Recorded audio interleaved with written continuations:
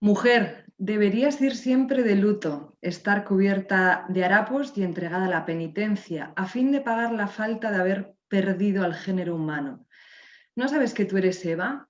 Tú eres la puerta del diablo, tú eres la que abriste el sello de aquel árbol, tú eres la primera transgresora de la ley divina, tú eres la que persuadiste a aquel a quien el diablo no pudo atacar. Tú destruiste tan fácilmente al hombre, imagen de Dios. Por tu merecimiento, esto es, por la muerte, incluso tuvo que morir el Hijo de Dios.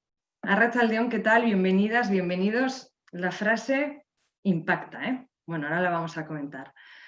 Ongi etorri Arabako emakumeen ahalduntzeta berdintasunerako eskolaren eskutik iritsi zaigun proposamen honetara. Egunez egun eraikitzen den eskola da hau, Aldundiaren eskutik, baita kuadrilen eskutik, mugimendu feministetako eta udalen eskutik, emakumeen elkarteen eskutik eta gutariko bakoitzaren eskutik ere. Denon artean eraikitzen den eskola da hau. Lo dicho, bienvenidas, bienvenidos a esta propuesta que nos llega de la mano de la Iaskola, la Escuela para la Igualdad y el Empoderamiento de las Mujeres de Araba. Es una escuela que se construye día a día de la mano de Diputación, también de la mano de las cuadrillas, ayuntamientos, de los movimientos feministas y las asociaciones de mujeres y, en definitiva, de cada una de nosotras. Es un espacio que construimos entre todas. Hemos arrancado este encuentro con esa cita que nos muestra la imagen de la mujer medieval que ha llegado a nuestros días y que la vincula a la lujuria, al pecado, a la culpa, a la penitencia, y nos preguntamos si es real esa visión y de quién es. ¿Estaban las mujeres medievales desempoderadas?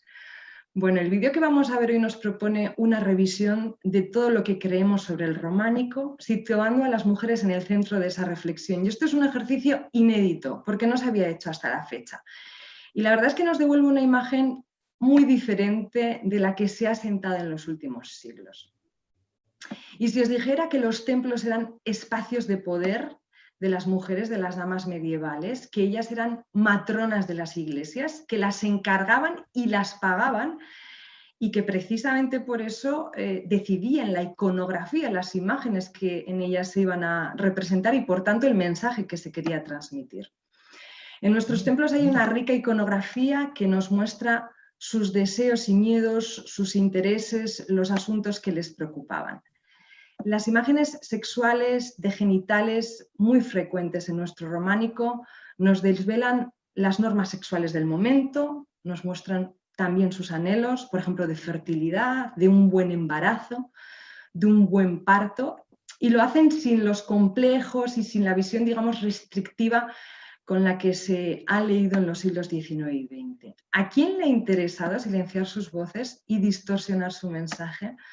Bueno, es lo que vamos a descubrir en los próximos minutos a través del vídeo románico en femenino. Se trata de un documento audiovisual que recoge algunas de las reflexiones, ideas fundamentales de una investigación más amplia, que es la mirada estereotipada hacia el pasado, mujeres, género y sexualidad en el imaginario de la Edad Media. Alavesa, se ha llevado a cabo por parte de Isabel Mellén, del colectivo Álava Medieval, Erdiaroko Araba, y ha sido apoyado por el Departamento de Igualdad de la Diputación Foral de Álava. Lo que os proponemos hoy es recuperar la voz de aquellas mujeres que quedó, que nos dejaron grabada en la piedra. Isabel Mellén, ¿qué tal? Buenas tardes. Arratsaldeon, Nayara, pues estoy encantadísima de estar esta tarde contigo en la plataforma de la Iaskola y con todas las amigas y amigos que seguro que están al otro lado de las pantallas escuchándonos y bueno, participando en esta presentación de este vídeo que me hace especial ilusión porque aquí es donde voy a volcar por primera vez pues, el grueso de las conclusiones de la investigación que he estado realizando en el último año y medio y espero bueno, que tenga buena acogida. Seguro. Bueno, Isabel es graduada en Historia del Arte y licenciada en Filosofía. Lo dicho, pertenece a Álava Medieval. Lo primero, aunque sea por situar a la gente que no conozca Álava Medieval, ¿quiénes sois? Pues somos un grupo de gente, de investigadoras y de investigadores, sobre todo de historia del arte, aunque también pues, tenemos algunos conocimientos anexos, como por ejemplo yo también filosofía.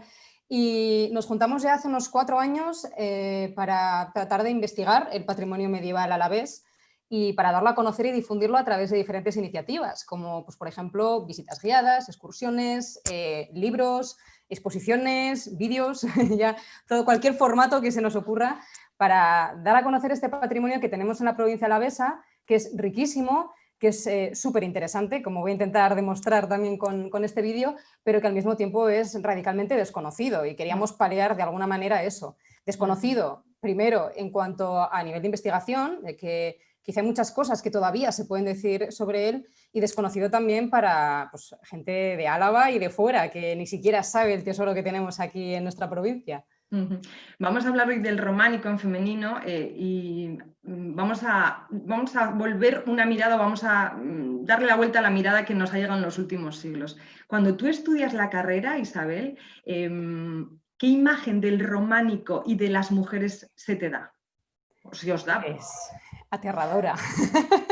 Para mi gusto, al menos, y después de esta investigación, la verdad es que me resulta profundamente chocante, injustificada y sobre todo con una visión sorprendentemente misógina, pero una visión nacida en nuestros siglos, ¿no? Y no solamente al estudiar la carrera, que bueno, en todos los, me imagino casi todas las asignaturas, me imagino también que habrá alguna honrosa excepción en este país que dé la historia diferente, pero sí, se perpetúan todos esos prejuicios, esos estereotipos, esas tradiciones historiográficas que nacen sobre todo en el siglo XIX y en el XX y que se van perpetuando generación tras generación sin revisarlas y que no solamente se encuentran en las aulas de las universidades, sino que todavía con mayor motivo nos encontramos esa visión misógina y oscura de la Edad Media en los libros de texto, en la educación que recibimos desde pequeñas y desde pequeños en los institutos, en las escuelas, y luego también, sobre todo en la cultura popular, que película de la Edad Media o serie que se hace de la Edad Media,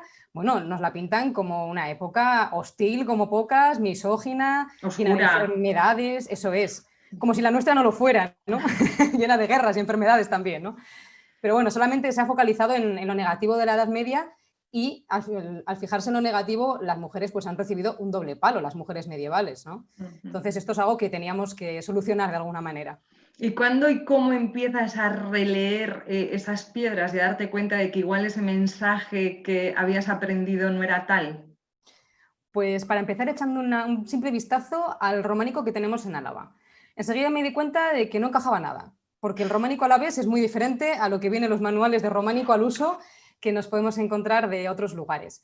Para empezar, no es un románico religioso, es decir, salvo Estíbaliz y Armentia, que bueno, tienen su excepción histórica, el resto de iglesias de nuestro románico rural es bastante complicado encontrar escenas religiosas. Casi todas ellas versan sobre la vida cotidiana y específicamente la vida cotidiana de la nobleza. También encontramos pues, animales fantásticos y reales, encontramos decoración vegetal, todo lo que queramos, menos ese tipo de escenas que son bastante raras de encontrar en nuestro patrimonio, ¿no? Entonces eso ya me dio la pista de que desde luego un arte muy religioso a la vez no parecía que fuera.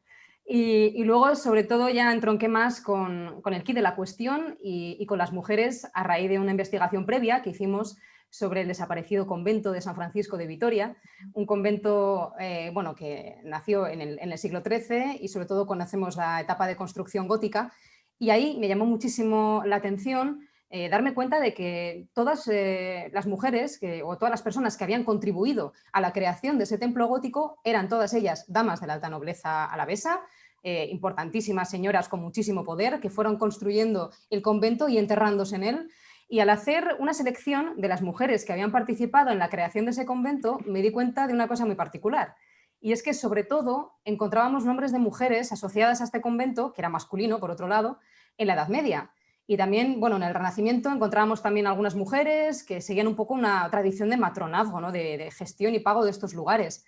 Pero según avanzábamos hacia la Edad Moderna y ya entrábamos en el siglo XVIII, XIX y XX, en esos años no nos encontrábamos absolutamente ningún nombre de mujer, ni uno solo. Hay que decir que también ese convento se convirtió en aquellos años en cuartel y después tenemos noticias de su derribo y de la gestión política, pero nos indica también cómo las mujeres estaban marginadas de esos dos ámbitos de la vida civil, ¿no? Entonces eso también nos puso un poco tras la pista de decir, bueno, parece que era un rol de género de las mujeres con dinero de la época el crear estos templos, y teníamos un poco las ganas de meternos también en el románico, la etapa anterior, a ver qué había pasado con ellas y si esto se cumplía también.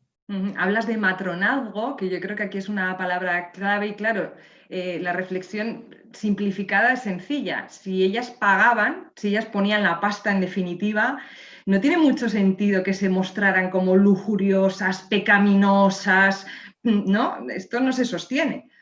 Bueno, yo al menos no lo haría. Yo si me pago un templo propio, desde luego que no me voy a poner mal ni a mí ni a mi género, ¿no? Y yo creo que es una idea que nos entra fácilmente en la cabeza y pensar lo contrario es bastante insostenible. Solamente se puede defender que estas imágenes son misóginas si creemos que las han ideado un hombre o especialmente si las ha ideado un sacerdote o algún miembro de la jerarquía eclesiástica de aquel entonces.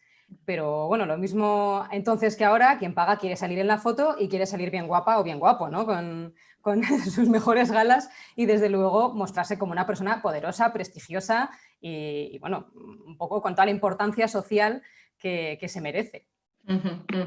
Hay en Álava, ahora lo vamos a ver, pero como anticipo en el vídeo, una, yo diría, desconocida, Isabel, iconografía sexual en nuestro románico. Sí, desconocida en el románico a la vez y muy popular en otros románicos. Digamos que es uno de los motivos que nos encontramos más frecuentemente en la iconografía románica de todos los lugares. Y es algo que siempre ha sorprendido a las investigadoras e investigadores que se han acercado a estas imágenes porque nos choca mucho desde nuestra contemporaneidad. Pero si estaban representadas tan profusamente y además en iglesias, que son lugares pues, considerados sagrados, Claro. significa que en la época pues, no tenía que haber absolutamente ningún problema con poner allí esas imágenes. Y bueno, el problema de todo ello es que siempre se han interpretado desde nuestros siglos, desde el 19, desde el 20, desde el 21 incluso todavía, desde una perspectiva, desde una mirada exclusivamente masculina. Primero se las ha demonizado, llamándolas en románico obsceno, como diciendo que eso no está bien, moralmente es algo reprobable, ¿no? Es la primera denominación que recibieron este tipo de imágenes, sobre todo en el 19 y en el 20, a principios.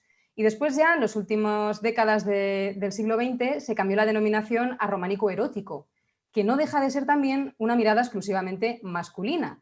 Coincide con una especie de revolución sexual que hubo a partir de los años 60, 70, 80 y que bueno, muchas feministas de hoy en día reconocen que fue una revolución exclusivamente masculina y que, por el contrario, lo que se consiguió fue de alguna manera cosificar el cuerpo de la mujer y que fuera objeto de esa mirada masculina, ¿no? Entonces, al llamarlo románico erótico, estamos presuponiendo erotismo o incluso pornografía hacia esas imágenes que desde luego no encaja con los estándares de lo erótico que había en la Edad Media, que iban por otros derroteros, porque si ponían tan a la vista esas imágenes significa que no estaban desde luego asustados ni asustadas de ver genitales y que los verían más a menudo que en nuestra sociedad, ¿no? Por ejemplo. Más frecuente Entonces, parecía. sí, hay que poner el foco en la mirada femenina. Hablabas de los siglos XIX, XX, incluso decías, ¿no? XXI. En este cambio de chip y de paradigma, en este, no sé si crear una nueva narrativa en torno al románico, esto no es exclusivamente a la vez, digamos, ¿hay más gente que esté remando en este barco?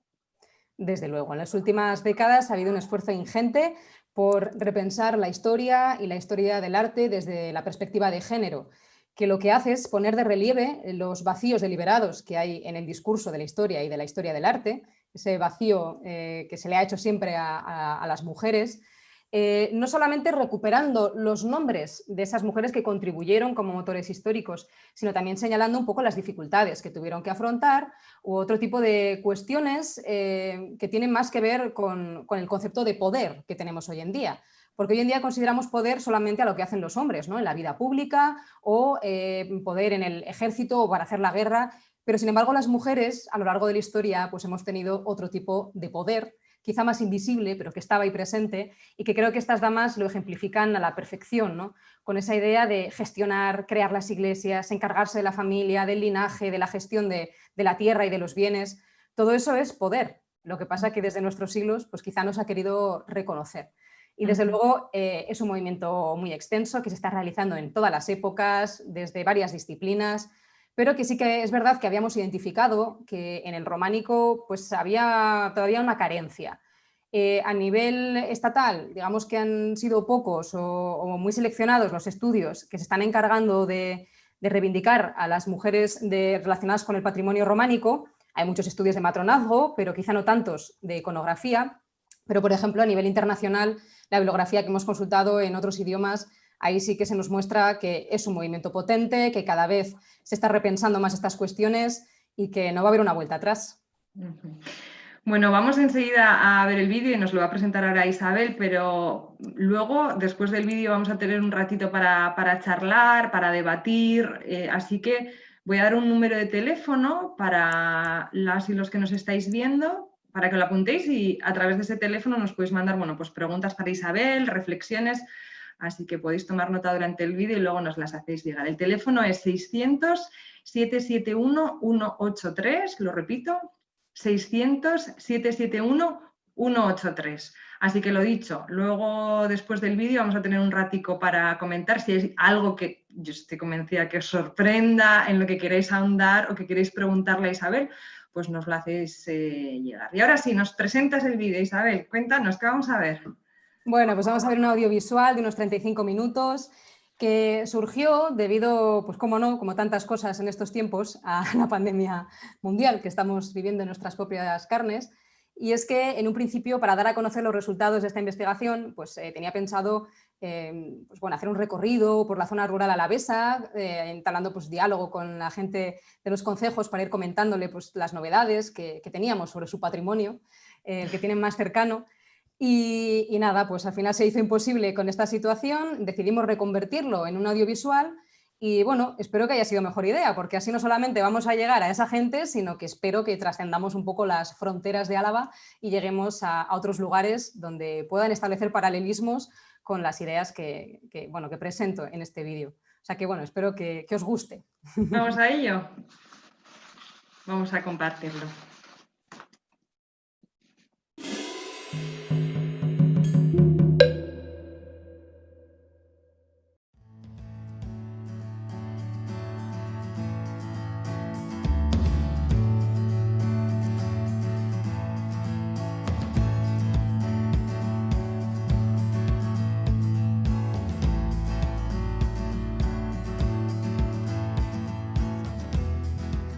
La historia se escribe siempre desde el presente y quienes se dedican a ella son personas de carne y hueso que también viven en un momento histórico con unas circunstancias muy particulares.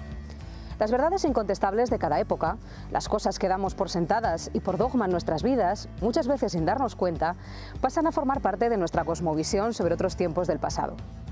Las convertimos en prejuicios, en estereotipos que nos sirven como comodín o como muletilla intelectual para forjarnos una idea general sobre otros momentos históricos. Con la Edad Media ha sucedido algo muy particular. En la cultura popular se la considera una época oscura, llena de miedo, hambre y enfermedad, con una iglesia poderosa y que abarcaba todos los ámbitos de la vida y además un momento extremadamente misógino. Sin embargo, cuando rebuscamos entre documentos o cuando analizamos las imágenes de ese periodo, se abre paso a una realidad muy diferente. Las cosas que creemos saber sobre la Edad Media generalmente no coinciden con lo que pasó y se forman dos universos paralelos, el de los bulos y estereotipos negativos sobre este momento histórico y el de todas las voces acalladas del pasado que tratan de aflorar a través de esas mentiras creadas desde nuestro tiempo. En el caso de las mujeres medievales, esta cuestión se agrava todavía más. Ellas no solo tuvieron que soportar el patriarcado de su tiempo, sino que además la misoginia de los siglos XIX, XX y XXI se vierte sobre ellas con una dureza sorprendente. La historia, y la historia del arte tradicional, ha tendido hasta hace poco tiempo a volcar sobre ellas todos los estereotipos y los prejuicios en contra de las mujeres de estos siglos recientes, en ocasiones más misóginos que los de la Edad Media. En los últimos años, afortunadamente, se ha desarrollado tanto en la disciplina de la historia como en la de la historia del arte una nueva metodología, la perspectiva de género, que ha posibilitado poner de relieve los problemas a los que nos enfrentamos cuando hablamos sobre las mujeres del pasado. También nos ha permitido vencer la misoginia heredada que lastraba algunos de los estudios actuales sobre la Edad Media y desmentir muchos bulos que no solo afectan a las mujeres medievales, sino también a todas las mujeres del presente. Por ello, utilizando la perspectiva de género, nos hemos preguntado sobre la relación de las mujeres con el románico en Álava y hemos extraído unas conclusiones sorprendentes. Acompáñanos en este viaje por el románico alavés en busca de la voz de las damas que lo hicieron posible.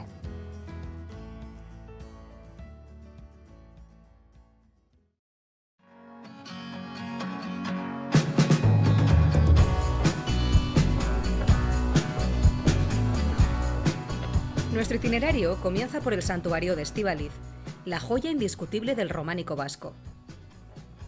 La iglesia actual data del siglo XII, pero la historia de su surgimiento comienza un poco antes, en el siglo XI.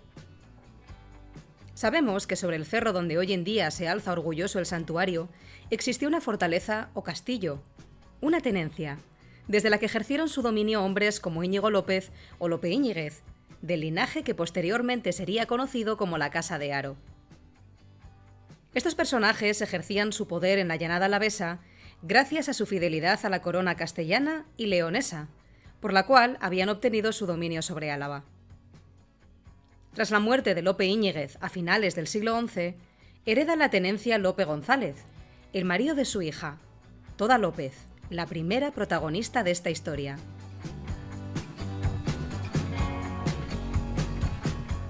Entre 1096 y 1106, Lope González funda la primera villa de toda Euskadi, Villafranca de Estíbaliz.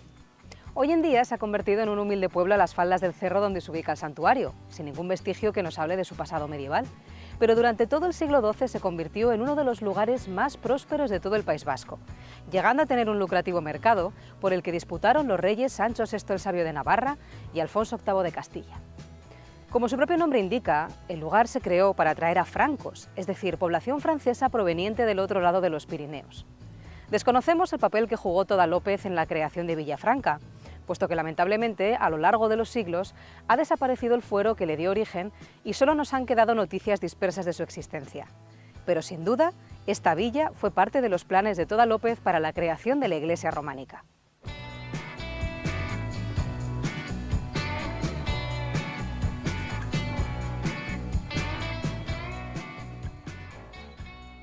La iglesia de Estíbaliz, construida probablemente de forma simultánea a Villafranca, fue erigida bajo la supervisión de Toda López siguiendo unos planes bien definidos. En aquellos años, el linaje de los Haro, al que pertenecía esta dama, era vasallo del rey Alfonso VI y de su esposa Constanza de Borgoña. Y después lo sería de su hija, la reina Urraca de León. Esta dinastía francesa tenía unos lazos más que evidentes con la Borgoña, y especialmente con la Orden Benedictina de Cluny, la más poderosa de la cristiandad en aquellos momentos. Estas reinas y reyes se dedicaron a expandir la influencia de los monjes cluniacenses por todos sus territorios, entregándoles monasterios como el de Santa María la Real de Nájera. Mientras los varones de la Casa Haro libraban las guerras de esta monarquía y seguían a la corte, Toda López utilizó la vía religiosa para ofrecer apoyo a las políticas regias. Así, en mitad de la llanada, gracias al polo de atracción de población francesa en Villafranca, construyó un monasterio para acoger a la orden cluniacense en pleno territorio alavés. Su intención era crear una copia, de reducidas dimensiones, de la propia casa madre de Cluny, como refleja el hecho de que trajese talleres borgoñones para la ejecución del templo, imitando el estilo y la apariencia de las iglesias de esta zona de Francia.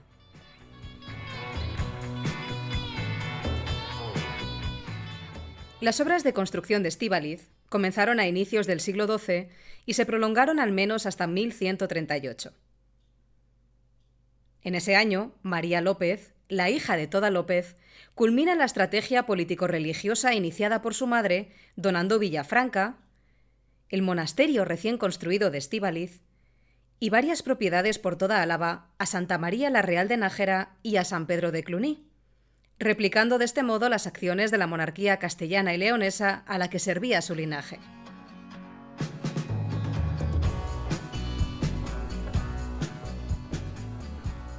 A esta estrategia familiar se suma la suegra de María López, Ángela Muñoz, que también decide realizar algunas donaciones a esta orden en la zona de Treviño, más concretamente en Pangua, Burgueta y San Vicentejo.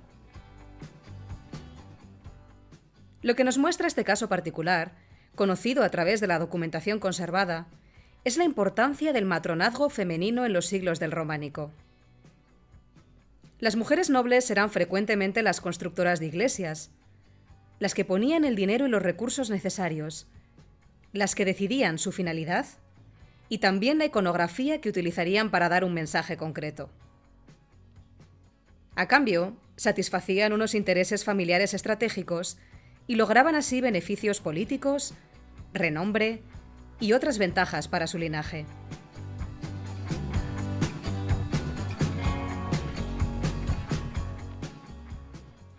En el resto del territorio alavés, desgraciadamente, no disponemos de documentación que nos confirme que fueron las damas rurales las que construyeron las iglesias románicas. Pero, sin embargo, contamos con infinidad de rostros que así nos lo atestiguan. Uno de los motivos que más se repite por todo el románico alavés son los retratos de damas y nobles. A ellas se las reconoce por llevar una toca sujeta a la barbilla por un barbuquejo, que las identifica como damas casadas, mientras que los nobles suelen llevar el pelo cortado a media melena con flequillo. En general, suelen aparecer ambos, dama y noble, mostrando la institución del matrimonio, aunque en ocasiones vemos solo damas o incluso núcleos familiares más completos. Esta iconografía tan extendida por toda la geografía nos muestra a las personas donantes de los templos. Durante los siglos XII y XIII, en los que se construyeron los edificios románicos alaveses, las iglesias tenían un carácter privado, pertenecían a la nobleza rural, y eran las mujeres las que de forma preferente gestionaban estos lugares, los mantenían, los construían y establecían en ellos los panteones destinados a albergar a las personas difuntas de la familia.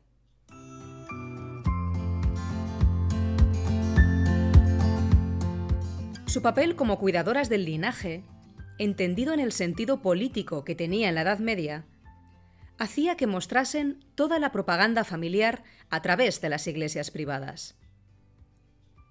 Por ello, antes de que existiese la heráldica, que posteriormente se convertiría en la enseña de las familias nobiliarias, utilizaban los rostros de los miembros del linaje para subrayar la pertenencia de estos templos a las élites locales. El uso primitivo de estas iglesias como panteones familiares ha quedado bastante desdibujado debido a las transformaciones que durante siglos se han ido llevando a cabo sobre estos templos románicos. Pero contamos con el caso documentado de Urbina Basabe, que así nos lo muestra.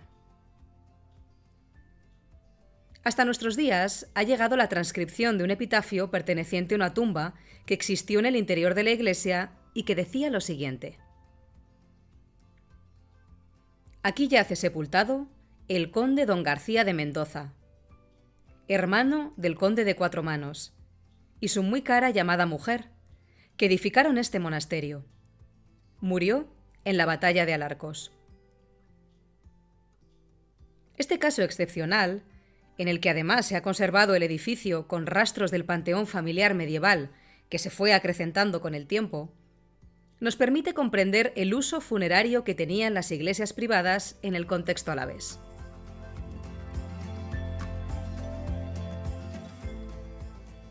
Existe otro caso de panteón privado románico en la llanada alavesa del que no se ha conservado documentación medieval, pero que es muy ilustrativo para comprender el papel de las mujeres en las iglesias privadas.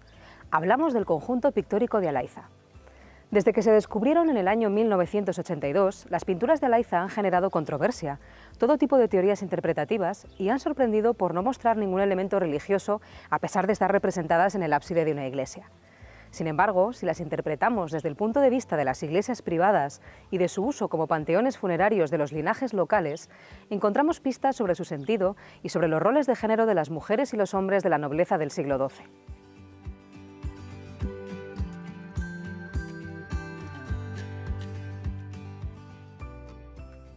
Las pinturas que cubren las bóvedas del ábside de la iglesia de Alaiza, datadas en el siglo XII por el atuendo de los personajes y por ser la primera capa pictórica del templo, nos ofrecen todo un abanico de las actividades propias de la clase social nobiliaria. Los varones, como también sabemos por la documentación, se educaban desde pequeños en el mundo militar, para luego librar las batallas de sus parientes mayores o de la monarquía a la que habían jurado fidelidad. Así, vemos una serie de soldados tanto a caballo como a pie, de distintos rangos, atacando un castillo sobre una mota. Entre los caballeros podemos distinguir las figuras de un noble, debido a que lleva un atuendo más lujoso que el resto, y un rey, al que vemos con una corona sobre el yelmo. Ambos portan unos estandartes inidentificables, dado que probablemente estas pinturas hayan sido ejecutadas en un momento preheráldico. Aquí se nos muestra a la perfección la estructura de vasallaje que unía a la realeza con los nobles más poderosos o parientes mayores, y a estos con toda su clientela formada por familiares de menor estatus social participando en un proyecto bélico común. Las damas, por otra parte, aparecen realizando las labores propias de su género y clase social. Los acompañamientos y rituales ante los momentos más importantes de la vida. Subrayando la función primordial de las mujeres en los sepelios y en la gestión de los difuntos de la familia, encontramos una escena de funeral. Una persona difunta está siendo trasladada en andas por dos hombres a una iglesia, seguido de una procesión de mujeres. Sin embargo, no es la única escena en la que las damas están realizando un ritual funerario en Alaiza. En otra procesión, 5 damas enlutadas con toca transportan al interior de un templo un objeto circular, quizá unas obleas de pan, principal ofrenda a los muertos en la época. Ellas eran las encargadas no solo de velar por los difuntos y de realizar todos los rituales que exigía el cuidado de una tumba, que en ocasiones podían durar años, sino que también protagonizaban espectáculos públicos en los funerales, interpretando los plantos o llantos exagerados, quitándose las tocas y arrancándose los cabellos o arañándose el rostro.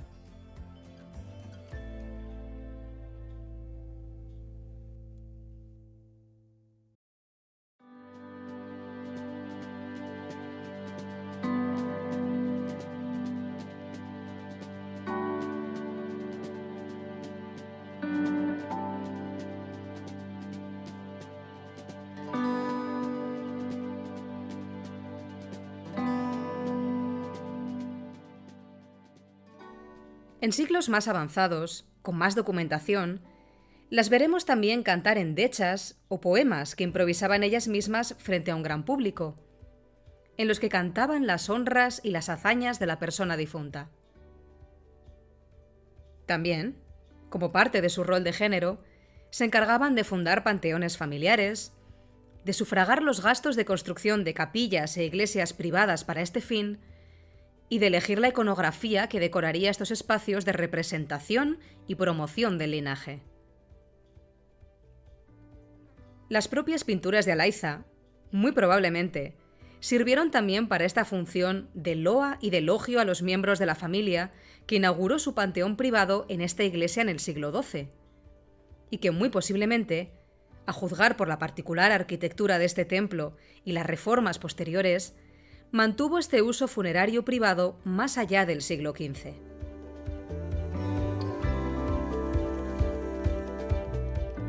Pero no es la única actividad propiamente femenina que vemos en este conjunto pictórico.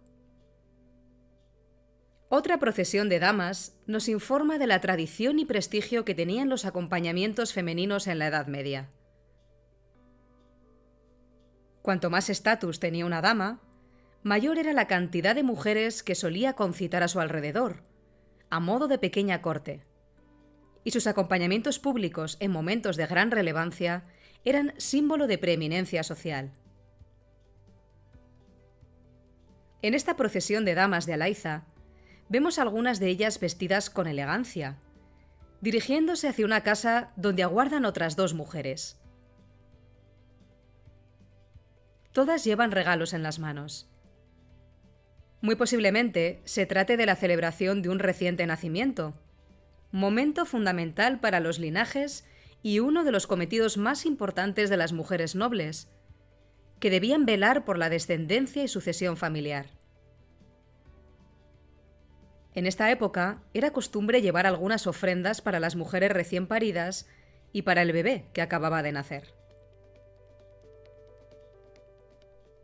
De hecho, la relevancia de este momento crucial para las mujeres medievales, en el que muchas veces se jugaban literalmente la vida, se manifiesta también en otra escena de estas pinturas.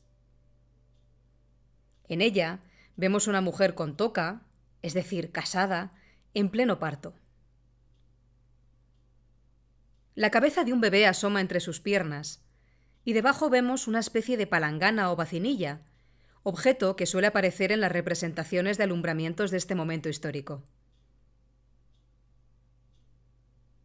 El instante del parto era fundamental y objeto de preocupación para estas damas, que en caso de complicaciones podían enfrentarse a una muerte prematura, lo cual hacía que el traer descendencia al mundo se convirtiese en la guerra de las mujeres.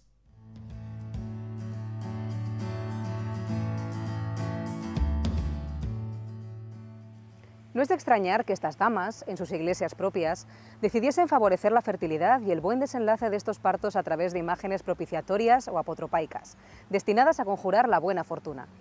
Quizá la más elocuente la encontremos en el ábside de la Basílica de Armentia, anterior en el tiempo al resto de la iglesia, donde también vemos representaciones caballerescas y que tienen que ver con la vida de la nobleza.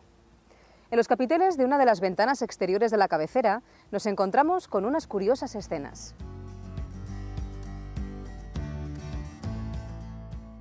En el primer capitel aparece una mujer desnuda, de espaldas, que nos muestra claramente sus genitales.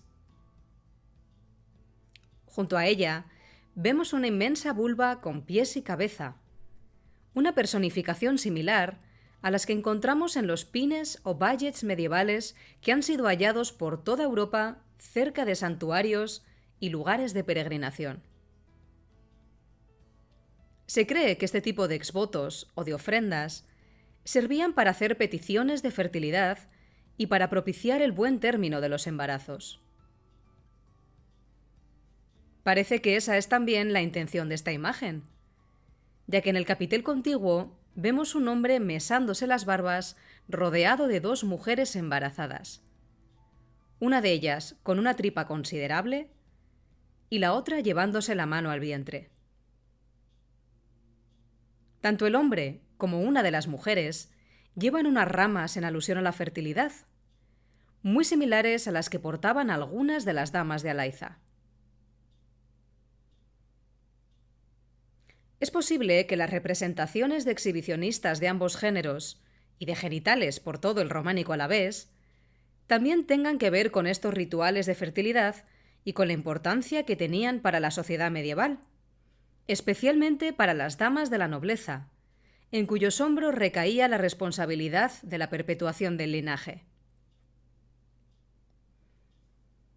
Dentro de esta misma preocupación, tendrían sentido las escenas de coito tan frecuentes en el románico, también en el alavés, ejecutadas en las iglesias privadas gestionadas por estas damas, con el fin de propiciar la fertilidad en una época en la que no existía el mismo concepto de intimidad que tenemos hoy en día. Sin embargo, estas escenas sexuales y de exhibicionismo, muy posiblemente escogidas por las mujeres propietarias de estas iglesias, han sido interpretadas desde el prisma machista de nuestra contemporaneidad. Apelativos como románico obsceno o románico erótico han sido aplicados a estas representaciones, mostrando una postura ideológica actual hacia ellas. La primera noción de obsceno alude a una moralidad basada en una represión sexual propia de los siglos XIX y XX, que no existía desde luego en el periodo medieval. Esta mentalidad llevó a la destrucción de muchas de estas esculturas en época reciente. El término erótico, por su parte, obedece a la liberación de esa represión sexual acontecida en las últimas décadas del siglo XX, pero llevada a cabo desde la óptica exclusivamente masculina, desde una mirada pornográfica sobre el cuerpo femenino. Por ello, todas las interpretaciones derivadas de estos dos enfoques priorizan el punto de vista de los hombres actuales, bien criminalizando el cuerpo femenino o bien objetualizándolo bajo la noción de deseo masculino. Estas visiones, desde luego, poco tienen que ver con el mundo femenino de las damas de la nobleza que se despliega ante nuestros ojos en las iglesias alavesas, por lo que supone un punto de partida erróneo para analizar estos desnudos que se muestran abiertamente en los templos románicos.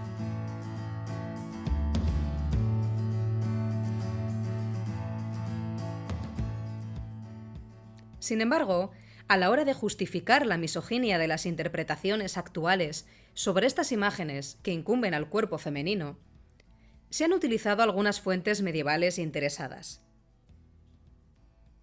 Los principales textos en los que se han apoyado muchos historiadores e historiadoras del arte para deducir el significado de estas representaciones proceden de fuentes eclesiásticas, obviando el contexto concreto y la ideología desde la que se escriben. A partir del siglo XI y durante las centurias posteriores, desde la alta jerarquía eclesiástica se trata de imponer el celibato a unos sacerdotes y monjes que hasta entonces habían tenido relaciones sexuales, concubinas y descendencia. De este modo, se fue generando una diferenciación sexual de la sociedad entre aquellas personas que podían y debían tener relaciones sexuales y las que no. Esta segregación social en base al sexo se manifiesta de manera ejemplar en la portada de Tuesta.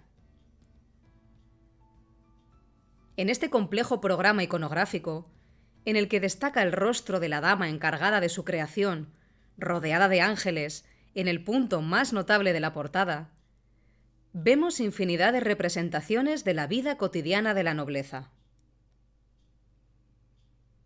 Además de escenas de coito, deformadas por la iconoclasia reciente, y de un exhibicionista masculino parcialmente destruido, descubrimos en uno de los capiteles las distintas normas sexuales que afectaban de forma diversa a las clases sociales del momento. En esta escena, un noble y una dama se besan con pasión. Mientras ella rodea con sus brazos el cuello del caballero, él dirige su mano hacia la entrepierna de la dama.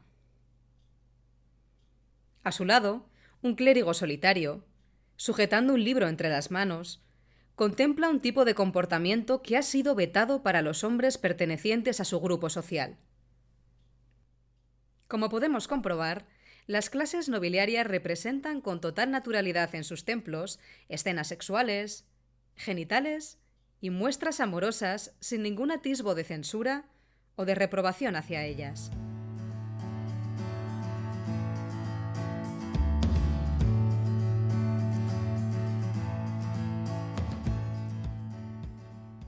El mundo opuesto lo encontramos en las opiniones de los eclesiásticos.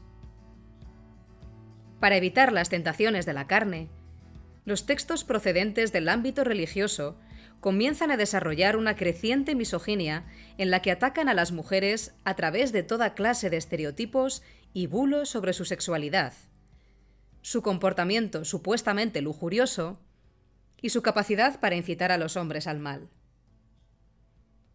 Todos estos textos, pensados para un consumo interno de estos eclesiásticos, no tenían la función adoctrinadora de la sociedad que hoy en día se les presupone.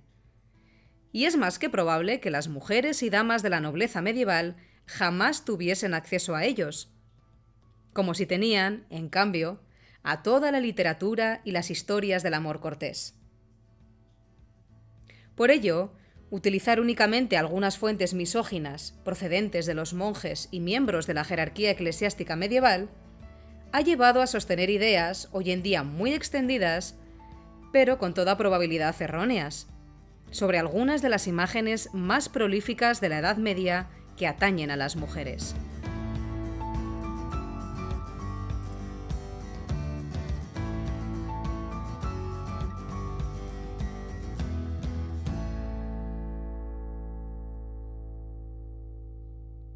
Por todo el patrimonio románico proliferan una serie de escenas que se han relacionado con el pecado de la lujuria. Se trata generalmente de mujeres desnudas, con el pelo suelto, que amamantan a serpientes y sapos mientras son torturadas por demonios. Esta interpretación proviene del siglo XIX y es el afamado medievalista francés Émile Malle el que fija este significado en referencia al pórtico de la iglesia de Moissac. Sin embargo, existe una lectura alternativa que no identifica a esta mujer sufriente con la lujuria, sino con una maternidad negativa. Las serpientes y sapos fueron símbolos de fertilidad desde la antigüedad clásica y durante toda la Edad Media, por lo que por sí mismos no tendrían ninguna connotación peyorativa. Por lo tanto, lo que haría condenatoria y reprobable esta imagen serían el demonio, el pelo suelto de la mujer, que implica que no está casada y que ha tenido descendencia ilegítima, y su desnudez deformada. Encontramos en el románico alavés un caso muy similar al de la portada de Moissac en uno de los capiteles de Estíbaliz. Aquí también, como en el caso francés, la mujer con serpientes y sapos va acompañada de un hombre identificado con el pecado de la avaricia, como parece identificar el saco de monedas que cuelga de su cuello. Debido a que esta iglesia fue concebida como monasterio cluniacense, este capitel ha sido puesto en relación con la imposición del celibato a los clérigos. El principal problema que acarreaba para la alta jerarquía eclesiástica el hecho de que los sacerdotes y monjes tuviesen relaciones sexuales era la posibilidad de que generasen descendencia y con ello que el dinero para su manutención y herencia surgiese de los bienes y rentas que la Iglesia consideraba como suyos. Lo que se estaría mostrando en este capitel, por lo tanto, sería un monje avaricioso que se apropia de los bienes de la Iglesia junto a su concubina, a la que se consideraría mala madre por tener hijos con un clérigo fuera del matrimonio. En contra de las interpretaciones más tradicionales, este tipo de imágenes de las malas madres no tendrían un fin adoctrinador para las mujeres medievales, al menos en el caso de Estíbaliz. Dada su ubicación, este capitel únicamente es visible desde el presbiterio, lugar de uso exclusivo para los monjes, donde todas las personas ajenas al culto tenían vedada la entrada. Las mujeres medievales, ubicadas en la zona de la nave, solo podrían tener contacto visual con el ejemplo contrario, el de la Buena Madre, ejemplificado en la Anunciación, donde vemos a la Virgen María aceptar el mandato divino del ángel Gabriel de quedarse embarazada del Hijo de Dios.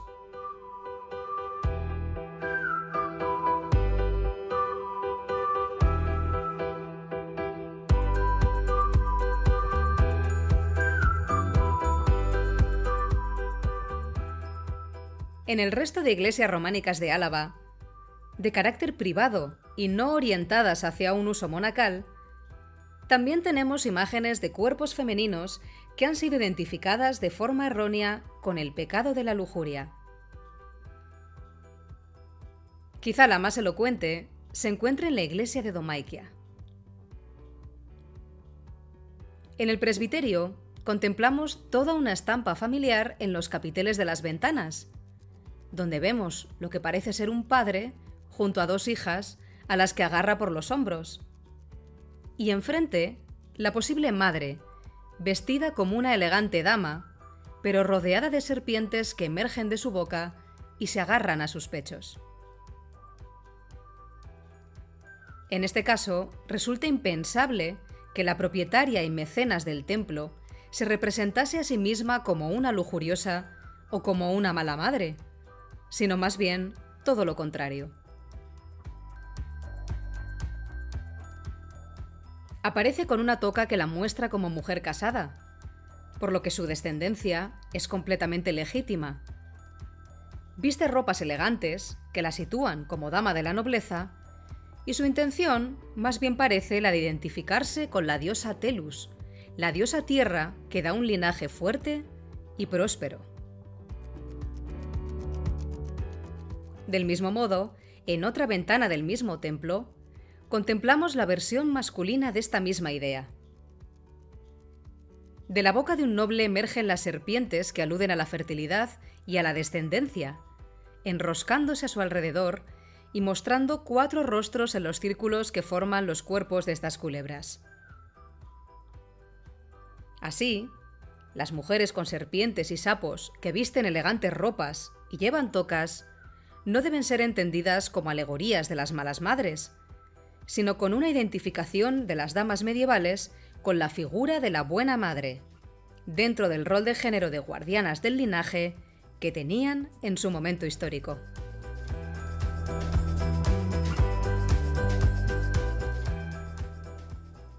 El románico tiene una inmerecida fama de arte oscuro, misógino, excesivamente esotérico y religioso. Todo ello desde la perspectiva de la leyenda negra creada desde el siglo XIX y perpetuada a través del siglo XX hasta llegar a nuestros días, en la que rara vez se ha atendido a las mujeres medievales. Pero si cambiamos el foco y utilizamos la perspectiva de género para tratar de dar voz a las mujeres del pasado, si pensamos desde su punto de vista, desde su rol social, desde su contexto histórico real, desde las migas de pan que han ido dejando por toda la documentación medieval, descubrimos un mundo diferente, en el que las damas eran propietarias de iglesias, artistas, mecenas, políticas, madres, administradoras de bienes y territorios, protectoras de sus linajes y guardianas de su memoria. Desde su acomodada posición social, estas damas de la nobleza rural participaron en los acontecimientos políticos de su tiempo, nos legaron un rico patrimonio románico y dejaron su voz grabada en piedra y pigmento, a pesar de que durante muchos años hemos manejado los códigos erróneos para interpretar sus imágenes, dándole por completo la vuelta a su mensaje.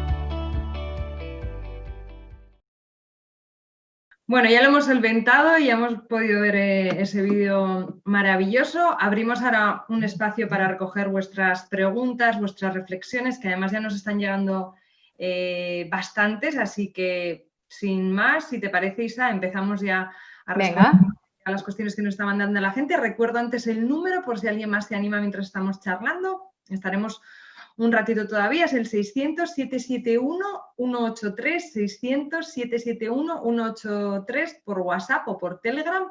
Podéis mandar ahí vuestras reflexiones. Bueno, la primera me parece muy interesante. Isabel dice, habláis de recuperar la historia de las mujeres, pero parece que es solo la de las mujeres que tienen poder. La historia que conocemos no es la historia de todos los hombres, sino de los hombres que tenían poder, ¿no? Cuando habláis de recuperar la historia de las mujeres, ¿es solo de las que tuvieron poder? Es una muy buena pregunta, efectivamente. Y bueno, en mi caso, a mí me interesa la conexión que hay entre mujeres y patrimonio. Y sí que es verdad que el patrimonio solamente lo pueden crear aquellas mujeres que tienen dinero, que es como la condición básica. Sí que, por ejemplo, en documentación gótica, no románica, me he encontrado con mujeres que están trabajando en la obra. Es decir, las mujeres también participaron como canteras, preparando el mortero o haciendo otras labores en la construcción de estos edificios. Pero nos pasa en la Edad Media, sobre todo en los siglos que yo estoy trabajando del románico, lo mismo que con la mayoría de los hombres, que es que no dejaron rastro apenas documental. Se habla muy poco de los campesinos, de las clases bajas. Sobre todo las personas que tienen poder económico y poder político son las que en ese momento pueden manejar la escritura. Y la mayor parte de nuestras investigaciones se basan en lo escrito. También, por supuesto, en las imágenes que nos han legado. Pero en este caso solamente son las de unas mujeres muy concretas. Y además siempre insisto cuando hablo de estos temas en que no son todas las mujeres, son mujeres medievales de una clase social determinada, porque ya sabemos que afecta al hecho de ser mujer también otros condicionantes, como si pertenece a un colectivo racializado o el nivel socioeconómico que disponen. O sea que en este caso yo me he dedicado a estas mujeres porque son las que están vinculadas a estos templos, pero luego hay muchas otras investigadoras que están trabajando en otras clases sociales, en otras épocas y que están haciendo una labor súper interesante. Otra, ¿cuántos años costará que estas investigaciones que dan protagonismo a las mujeres en la construcción y mantenimiento de los templos románicos llegue a los libros de texto? Uy, muy buena pregunta. Pues el otro día, en el contexto de unas jornadas de divulgación y educación sobre las mujeres en la historia, se planteaba un poco esta cuestión. Y es que estamos ante un problema gravísimo, porque la sociedad actual va muy por delante de lo que se nos está enseñando tanto en la escuela o en los estudios superiores, como por ejemplo a nivel cultural, ¿no? La imagen que se nos transmite en general de estas épocas o el conocimiento más genérico. Es decir, hoy en día se está estudiando en la universidad, en muchos casos, salvo honradas excepciones, siempre insisto, pues lo que se decía hace 50 años. Y en la escuela muchas veces lo que se decía hace 100. Si nos fijamos en muchos libros de texto, se siguen diciendo las mismas teorías, no solamente en historia o en historia del arte, sino lo que es más grave también en biología o en ciencias, se está diciendo lo mismo que muchas veces se decía en el siglo XIX. Es decir, estamos por completo desactualizadas en cuanto a las investigaciones que se están realizando. Ojalá me equivoque, pero yo creo que va a ser difícil, y esa es un poco la conclusión a la que llegamos en esas jornadas, que podamos verlo en vida. Ojalá, ojalá. Yo quiero ver una serie que me muestre la Edad Media de colores, con mujeres haciendo cosas, todo tipo de papeles, en su justa medida, en su contexto histórico y con otra imagen, ¿no? del pasado. Yo espero verlo, pero no las tengo todas conmigo. Madre mía. Bueno, otro mensaje. Isabel dice, hola, muchas gracias por este estudio y por poder verlo en la Escola. Cuando hablas de la interpretación de las escenas sexuales y de coito, yo tenía idea de que no solo se planteaba por el tema de fertilidad, sino también por el propio placer y la lectura más abierta de la sexualidad de la época. ¿Por qué no? Claro que sí, pues desde luego el sexo era placentero en aquella época, lo mismo que lo puede ser en nuestros días, y claro que sí, de hecho tenían otro concepto de sexualidad muy diferente. Me he encontrado incluso algún documento, algún texto en el que se decía, por ejemplo, en torno al siglo XIII, venía del ámbito eclesiástico este texto, ¿no? Y decía que, por favor, que cuando estaban los padres cohabitando, que procurasen que no estuvieran las criaturas en el mismo lecho. Es decir, las casas de aquel entonces eran básicamente una habitación. Y en esa habitación transcurría la vida. Sucedía todo. Todo. Sucedía la vida. Eso es. Hoy en día es una cosa que nos escandalizaría por completo, pero claro, los niños veían a sus padres y se veían desnudos en casa. Es decir, es que ha cambiado muchísimo el concepto de intimidad que tenemos. Y desde luego, como creo que demuestra la portada de Tuesta, en la que aparece esa dama y ese noble, bueno, dándose un beso y algo más, ¿no? Con algo de toqueteo. Metiéndose mano directamente. Sí, efectivamente. Hay claro que hay un componente lúdico, hay también un componente de placer o de gusto, que en la época no había ningún problema en mostrarlo y exhibirlo. El problema era para todos aquellos sacerdotes que se lo habían prohibido, que les habían impuesto el celibato, para ellos sí que era algo problemático, pero desde luego para el resto de la sociedad no tenía por qué y podía ser algo divertido, lúdico, creo que es perfectamente compatible. Voy a repetir nos están llegando los mensajes, ahora te los veo, pero voy a repetir el teléfono por si alguien algo de lo que decimos ahora pues les suscita interés o quiere que ahondemos en algo más. Es el 600-771-183, 600-771-183, tanto por WhatsApp como por Telegram. Otro mensaje dice, me gustaría que Isabel hablara del capitel de la vulva de Estíbaliz. Dice que representa la figura de al lado, si la cabeza que hay encima de la vulva sería la cabeza de la mujer o es otra persona, un espectador. Vale, creo que es la vulva de Armentia. De Armentia, sí, yo eso, creo no la de Estíbaliz. El que tiene piececitos, ¿no? Me imagino. Eso es. Pues aquí tenemos un poco de duda, porque es verdad que puede ser una especie de personificación de una vulva que tiene los pies y la cabeza, pero fijándonos bien, parece que está un poco movida. Es decir, da la sensación de que está como un poco desplazada, entonces no teníamos seguro del todo si pertenecía a la misma escena, digamos, o era una cabecita que aparecía por detrás. Entonces, para simplificar un poco, no la hemos incluido en este apartado. En el libro viene explicado, porque va a haber un libro de todo esto, viene explicado mucho mejor, eso, mucho mejor que en el vídeo, y sí que teníamos un poco de duda. De todos modos, pues no sería tampoco algo descartable. Y ya sabéis que pues, muchos de estos edificios van ya casi para 900, 1000 años de historia. Entonces, a veces es complicado ver o discernir bien esas imágenes que han quedado erosionadas por el paso del tiempo. Y que al final también lo que estamos haciendo nosotros, lo que estáis haciendo, Isabel, es una interpretación. O sea, ellas grabaron en la piedra un mensaje con una intención, con una vocación, pero evidentemente nosotras lo único que podemos hacer es intentar leer lo que nos dejaron, que de lo que nos quisieron transmitir a lo que igual estamos interpretando con nuestro sesgo, va a haber un trecho, ¿no? Efectivamente, o sea, el sesgo lo tenemos todas y todos. Aquí nadie es un robot que está leyendo documentos y sacando datos. La historia es un relato que nos contamos y que nos han contado, y por lo tanto, con los mismos datos, o depende de dónde pongamos el foco, nos puede salir pues unas ideas u otras. Desde luego, si ocultamos a las mujeres, nos va a salir un discurso, el que ya conocemos todas y todos, porque es el que nos han metido por vena desde la más tierna infancia y que se sigue perpetuando en nuestros días, en toda nuestra cultura. Y luego, si ponemos el foco en las mujeres, les seguimos la pista, obviamente nos va a salir un relato completamente diferente. Entonces, lo que hacemos es una propuesta en base a el contexto de la época, centrándonos en la figura de las damas y sobre todo en los roles de género que desempeñaban estas damas de la nobleza. Gracias a ese rol de género también podemos averiguar o tratar de acercarnos a ese posible significado. Pero desde luego, pues las piedras son mudas, les ponemos la voz nosotras y nosotros, y en vez de un discurso misógino que creo que ni metodológicamente ni en cuanto a sentido se sostiene, porque es muy fácil de refutar, solamente se sostiene por la tradición de pasar de generación en generación, pero si lo analizamos en profundidad no se sostiene, creo que podemos aportar otros discursos diferentes para este patrimonio. Más, Isabel, ¿conoces si en esa época hay representaciones de otras identidades de género? Pues no es algo que me haya encontrado.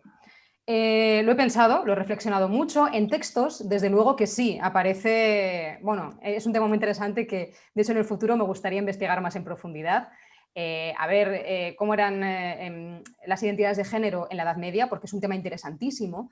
Por ejemplo, he leído estudios en los que se cuenta cómo los monjes medievales son una especie de tercer género, porque, bueno, tienen genitales masculinos, pero han renunciado a una sexualidad y de hecho llevan faldas largas como las mujeres, es decir, hay un tema ahí interesante que podemos repensar con los conocimientos de hoy en día, volcándolos un poco en el pasado y estableciendo algún diálogo.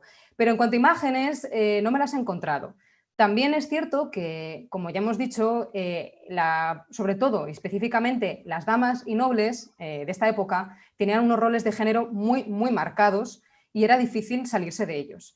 Ellos tenían que ir a la guerra, tenían que luchar, se pasaban la mayor parte del tiempo fuera de casa participando en estos conflictos bélicos, la mayor parte de ellos llegaban muertos, por lo tanto, y eran las mujeres las que se quedaban en la casa, en el territorio, velando por el linaje, por la familia, por la estrategia en el propio territorio, creando estas iglesias, administrando pues, todo el señorío, etcétera, ¿no? Entonces sí que tienen muy marcado esta clase social concreta, no puedo decir todas, qué es lo que tenían que hacer. O al menos, si había excepciones, no las conocemos, que seguramente las habría como en todas las épocas, porque lo que nos llegan imágenes son los roles más típicos o los roles de género idealizados, lo que se supone que debería hacer una buena dama y lo que se supone que debería hacer un buen caballero. Más cuestiones. Dice, me gustaría saber en qué pueblo está ubicado el capitel en que aparecía la mujer con las serpientes en los pechos y cabecitas humanas en las ondulaciones que se forman con el cuerpo de las serpientes. En Domaikia, que está en el Valle de Zuya, que es un lugar precioso y la iglesia es interesantísima, sobre todo ese conjunto de capiteles que nos abrieron mucho los ojos a esta otra interpretación, ¿no? Porque, claro, al ver mujeres bien vestidas, con toca, que las hemos visto tantísimas veces por todo el patrimonio a la vez y además mostrándose con orgullo y verla con serpientes, ahí dijimos, esto no cuadra, no puede representarse ella de esta manera como una lujuriosa, es imposible, porque es que no, es insostenible. Entonces encontramos a este respecto investigaciones, por ejemplo, de Amanda Luister, es una investigadora que ha refutado esa interpretación clásica del pórtico de Moissac, de la mujer lujuriosa, y ha propuesto la versión de las malas madres, que además encaja mucho mejor con los textos que tenemos de la época. Y tirando un poco del hilo, si tenemos malas madres, tenemos también buenas madres, y desde luego era un papel fundamental para estas mujeres encargadas de velar por el linaje y de generar esa descendencia. Esta es mía. Hay un punto de inflexión en la visión de la mujer, y es el momento en el que se prohíbe a los monjes tener relaciones. Esto se enmarca dentro de la reforma gregoriana, y la sensación que da es que una vez que se les castra a los monjes, la mirada hacia la mujer cambia completamente. Con esta interpretación, digamos, misógina y machista, el mensaje se lanzaba a los monjes. De hecho, muchas de las mujeres de la época yo creo que ni se enterarían de estos mensajes. Era más una advertencia hacia ellos que un mensaje hacia las propias mujeres, ¿no? Efectivamente. Además son textos que hoy en día pues, los tenemos a golpe de clic. Es decir, podemos ir a internet y encontrar 300 y 400 y los que queramos textos misóginos medievales escritos por algún monje. Y más si encima cogemos los del siglo III de la patrística o cogemos los de otras épocas y los aplicamos a la Edad Media, que es algo que se ha hecho frecuentemente cuando se analizan este tipo de imágenes. De hecho, en nuestros días, si queremos, también a golpe de clic, encontramos todos los mensajes misóginos que queramos en internet. La cuestión es para quién van dirigidos esos mensajes, si representan al sentir de toda una sociedad o solamente un grupo social concreto. En este caso, solamente tiene que ver con los monjes, con su propio sentir, con esa prohibición de mantener relaciones sexuales y, bueno, sabemos que en la práctica la mayor parte no lo cumplía. De hecho, hasta el siglo XVI he encontrado muchos casos de párrocos que tenían concubina y tenían familia y descendencia y allí no pasaba nada, ¿no? Es con la Contrarreforma cuando ya se ponen otra vez serios y tratan de erradicar esta costumbre. Pero durante toda la Edad Media se escaquearon muchos de estos monjes y era relativamente frecuente encontrarse, sí, era muy frecuente, ¿no? Pero claro, son textos pensados por ellos y para advertirles a ellos. Es muy posible que si algún monje dijera esto delante de una dama, ella automáticamente retirase la financiación de su monasterio, básicamente, ¿no? Entonces yo creo que era algo que se guardaban un poco para ellos. Pregunta una persona que nos está escuchando y dice: me ha parecido muy interesante y sugerente, ¿dónde se puede encontrar más información de todo esto? Y a todo esto, has hablado de un libro precisamente que creo que para primavera igual ya tenemos. Cuéntanos qué se va a recoger en ese libro y cuándo vamos a poder tenerlo. Pues claro, he realizado una investigación en el último año y medio que obviamente tiene que estar volcada toda ella de forma escrita para que esté accesible a otras investigadoras, investigadores que lo quieran cotejar esas ideas con su territorio y su contexto concreto, y también para el público en general, porque lo quiero hacer divulgativo para que sea accesible a muchas personas.